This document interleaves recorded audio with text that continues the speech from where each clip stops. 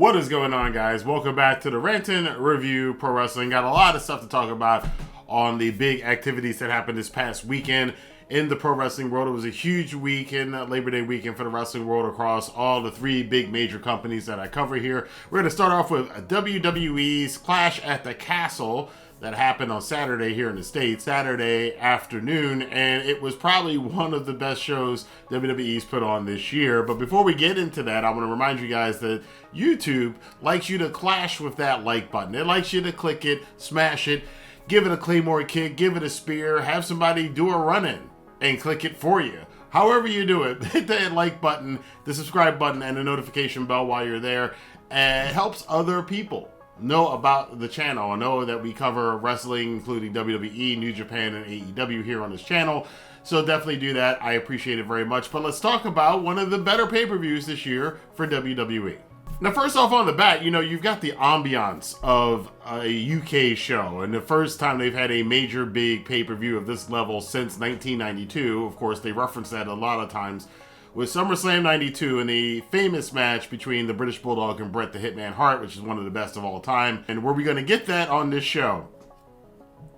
I'm going to reserve comment on that. Bret the Hitman Hart was in attendance in the show as a special cameo. Also was Adrian Street, which was with his original manager, which was that was a shocker to me. A lot of people didn't know who he was, but I remember Adrian Street was like back when I was a lot younger, when I first started watching wrestling years and years ago, when we had wrestling magazines, Adrian Street was one of the ones you would see in a wrestling magazine who wasn't in WWF or the NWA, and I like, who is this guy? So it's interesting, having seen some videos over the years of their work, it's interesting to see WWE acknowledging that, which is, again, another sign of the Triple H era. So what stood out to me on the card as a good thing? Well, I have to say, hands down, for me, the best match on the card was Sheamus versus GUNTHER. And they brought back Imperium. Imperium is now officially on the main roster, which that got a huge pop. Very cool to see that. And you kind of had a feeling that was going to happen with Sheamus and his guys being three of them, and Walter only having one guy on his side. But now the sides were even.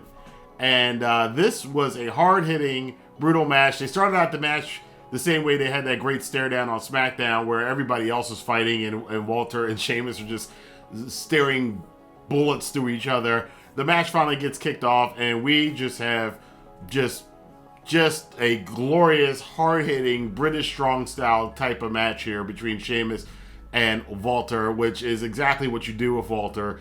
It's the most interested I've been in a Sheamus match for a very long time. I think it's one of Sheamus's best matches in over how many years has he been in WWE now? A long, long time. I love, this is this kind of stuff I said years ago that Sheamus should be doing, the kind of matches he should be wrestling. And now he's got a guy like Walter he can wrestle with. Absolutely outstanding match. I loved it. Walter does get the victory in the end, and Sheamus got a standing ovation afterwards. The guy's been through a lot. There was a point in time a couple years ago he didn't know if he was going to be wrestling again because of his neck. So to see him go into a war like this and come out with it with the respect he got from that crowd, that was the highlight of the show for me. One of the low lights of the show, though, unfortunately, was Shayna Bayzler. The women's championship match just did not hit. It really wasn't on Shayna, and it wasn't on Liv Morgan. The crowd just didn't seem to give a crap about this match, which would be a theme throughout the weekend, which I think is very unfortunate, because these two women wrestled a decent match, and the crowd should have been more into it, but they weren't. Liv does manage somehow to retain the women's championship against Shayna Bayzler. I thought that was pretty cool, but the match just had no heat on it, and unfortunately, that's the case, unfortunately, with women's wrestling. It seems like women's wrestling, as far as the West is concerned, and the West is United States, Canada, the UK, so on and so forth, it just seems like it's taken a step back as far as fan interest. So, I don't know. There's something to keep an eye on and see if this continues in the future. The match I was looking forward to the most on this card was the match between Matt Riddle and Seth Rollins. Their promo on... See, this is the way they're kind of adding a little bit of reality to WWE, and this is one of the benefits of having Triple H.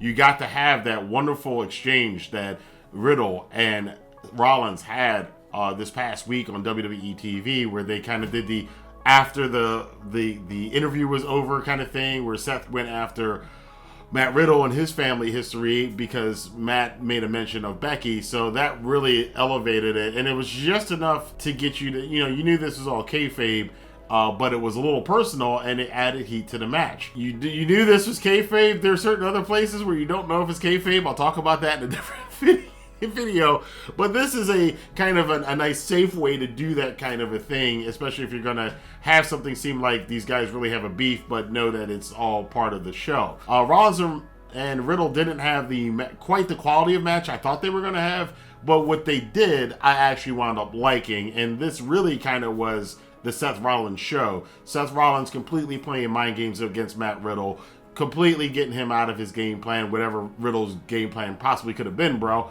But he did bring out some of the anger in Matt Riddle, which ultimately led to Riddle's downfall. Rollins gets the pin after a middle rope curb stomp on Riddle and just completely outplayed him. And Rollins, with the UK crowd doing his whoa,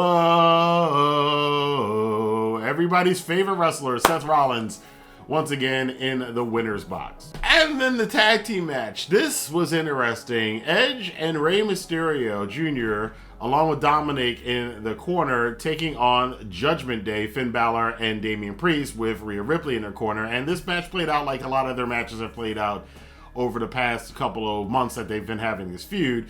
Of course, the dissension is there with Dominic, and Dominic being upset that his father chose Edge for this tag team match instead of teaming with his son. And Dominic, early on tried to get involved so that Rhea Ripley cold cocks him at one point in time. Ray kind of comes out to make the save on his son. The match was very fast paced, a lot of action, really good stuff.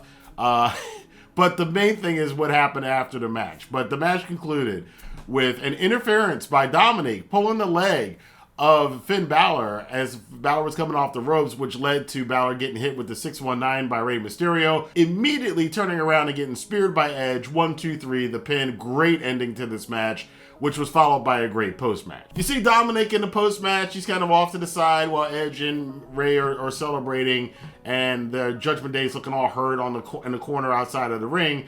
And then you can kind of see it coming. They invited Dominic over. Dominic's looking a little on edge, pun intended, with his Eddie Guerrero mullet rocking right there. And he, in the middle of raising their hands and everybody's celebrating, hits a nut shot on Edge. The look on Edge's face when he got hit, that is freaking priceless. That is, he's just like, you dirty mother. That was great. And then Mysterio's trying to beg off Dominic like, come on, Dominic, no. And Dominic cold cocks his father with one of the stiffest clotheslines I've ever seen. It was nasty as hell. Dominic leaves the ring to a chorus of boos, and his heel turn is now complete. And Judgment Day's laughing in the corner, but it doesn't seem, at least right now, that Dominic is joining Judgment Day. They were just enjoying the fact that that happened to the Mysterios and Edge. And Dominic has gone off on his own, and I think he's going to be his own thing. He tore off the Mysterio t-shirt and had a lot more fire, far more personality and fire than we have seen out of Dominic. But in order to get to that point, you had to kind of have like the weak sauce of Dominic that he has been for the last year or so. This kind of, bright-eyed rookie, and now you're getting to see some of his personality coming out. I don't know how good Dominic is on promos or how great he is at carrying off a heel character, but you saw glimpses that there's something there, so let's hope that this leads to a very good heel turn for Dominic. The major thing on the show, though, what everybody was waiting for, was Drew McIntyre challenging Roman Reigns for the undisputed WWE Universal Heavyweight Championship. God, it's still a mouthful, but this match was everything I expected it to be. And in the early goings, it was a little we've seen this before, but the last couple minutes of this match is where most matches always wind up making their money as far as the creative side is in those last 5 minutes. Can you bring it home? And this match started to bring it home. And they had some wicked near falls in this match. You have Roman a lot of the match acting like he, without the Usos, without Sami Zayn, without Paul Heyman, he had nobody to kind of be backup for him. And he was starting to doubt himself. And Drew was just on another level on this night.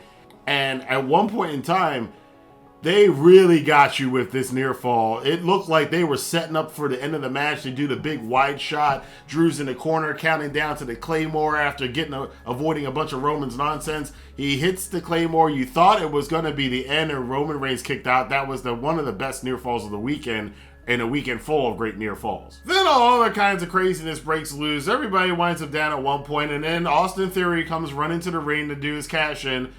He didn't get a cash in because Tyson Fury, I'm like, that looks nasty too, the way he punched Austin Theory. He just reaches in and just knocks out Austin Theory before Theory can cash in the briefcase. And then, the biggest thing, Solo Sikoa comes in out of the crowd underneath a hood. We didn't know who it was, and stops Drew from advancing and getting the win over Roman. And in fact, then winds up clotheslining Drew off the top rope, which led to Roman being able to hit a spear, getting the pin 1, 2, 3, and Roman Reigns retains the WWE Undisputed Universal Heavyweight Championship. Afterwards, of course, it was revealed that it was Solo. We had the celebration from Roman, which is basically him grumbling and walking up to the ring looking really pissed off. But he retained the title. The crowd was just you could just feel like the air being let out of the crowd. And I don't know if it was the best decision for this kind of a show, but this show wasn't really about Drew McIntyre winning the WWE Universal Championship. This show was about having a big show in a big stadium in the UK again, and also about counteracting their competition by having a show on the same weekend as one of their competition's biggest pay-per-views. That was the point of this whole Castle show. There were some great storyline beats on this show. It was a properly paced pay-per-view with the right amount of length. You got in, you got out. It was fun. I enjoyed it. But then, as would be the case for this weekend apparently, the ending of the show kind of soured things. Tyson Fury gets in the ring and he starts singing Miss American Pie, which I guess is a British thing. I don't know. The Brits are kind of weird sometimes. And then Drew's like, hey, I lost the match. It's not the way I wanted to, but hey, I'm going to go party and have a pint and let's sing another song. And it's just, if you lost the biggest match of your career, which could have been if Drew had won this match, could have been the biggest moment in Drew McIntyre's career. You would think the character of Drew McIntyre would be a little bit more down in the dumps, but he wasn't. He's plucky. It's like, okay, I don't want to see you back in the world title pick. I don't know what they do with Drew after this. I guess he's going to be in the mid card for a while again, which he's kind of gone up and gone down and gone up, and he's been up at the top now. He's reached almost the top of the mountain, and now he's gone back down again because I don't see anybody really being interested in a rematch. Plus the fact Karrion Kross played a part into this match, throwing a cup at Drew. I guess that might be where Drew's going to go against Karrion Kross.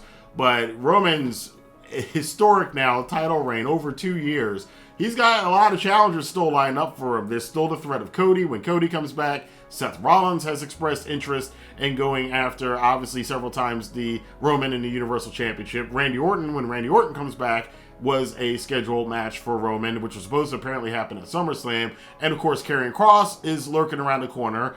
And you've got Austin Theory running around with that briefcase. So Roman's world title reign still has a lot of legs on it. You can go probably another 6 months past Royal Rumble with the amount of challengers and storylines they've lined up for him. And I'm also forgetting Kevin Owens and the whole story with Sami Zayn and the bloodline and all of that. So Roman is not short of any challenges for this historic title reign. The question again, it wasn't Drew, but or any of these guys that I just mentioned, Karrion Kross, Cody Rhodes, Randy Orton, Seth Rollins, Kevin Owens, are they going to be the ones to take the championship, or even Austin Theory? Are they going to be the ones to take the championship off of Roman Reigns? But overall, I really like Clash of the Castle, except for the ending. I thought it was a very solid show, one of WWE's best. They then started to have their own post-media scrum, which you can tell, boy, on this weekend, you can tell the difference between their post-media scrums and AEW's after pay-per-views. The WWE's post-media scrum was very sanitized and very controlled and not off the cuff. And, Roman did a funny thing where he came out and didn't want to answer any questions and just told the journalist, he's like, I want you to do what they didn't do out there. Acknowledge me. And then he pulled a Walter White and said, you goddamn right. And then walked off. And Byron Saxton had the best line Byron Saxton's had in years. He's like, okay, I guess that's all the time we have for Roman Reigns. And everybody started laughing. Like, that was pretty cool. Thin-skinned Seth Rollins, amazingly enough, wasn't the most thin-skinned wrestler on this weekend, but he kind of got a little upset at one of the reporters for asking a softball question to Walter about a serious wrestler that Walter is, because there was a panel of Walter, Liv Morgan, and Seth Rollins. Walter answers the question, and, he wouldn't choose to dress like Seth Rollins, but, he likes Seth Rollins' accomplishments speak for themselves, which they do. But Rollins then gets all like, hey, are you trying to say that I don't take it seriously? Man, this is my life. I take it really seriously. I mean, like, he's...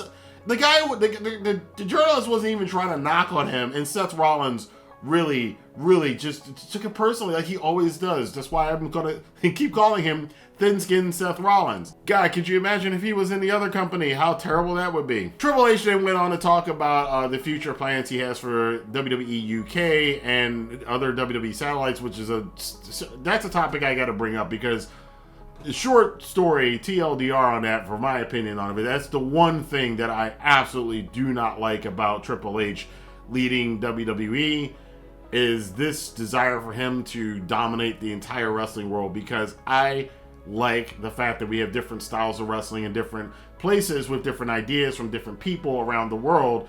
You don't get that in the States that much anymore. We do have a couple ones, but now they want to go take that around the world, and I'm not wild about that idea. But WWE is going to WWE, so it is, like I said, they do what they do. This is how they are. They have to take over everything. So it's like the Nothing and the never-ending story. You just can't get away from it. You think you're safe, and then here it comes. You can't get away from it. So I don't know, but overall, the show was good. The post-media scrum was too contrived, but it was entertaining at least. And that's my thoughts on WWE Clash at the Castle. I want to know what you guys think. Let your voice be heard in the comment box below. Now, there's plenty of other stories to talk about in the world of pro wrestling and sports entertainment this weekend. If you want, you can check on here. I'm going to upload all of these at the same time.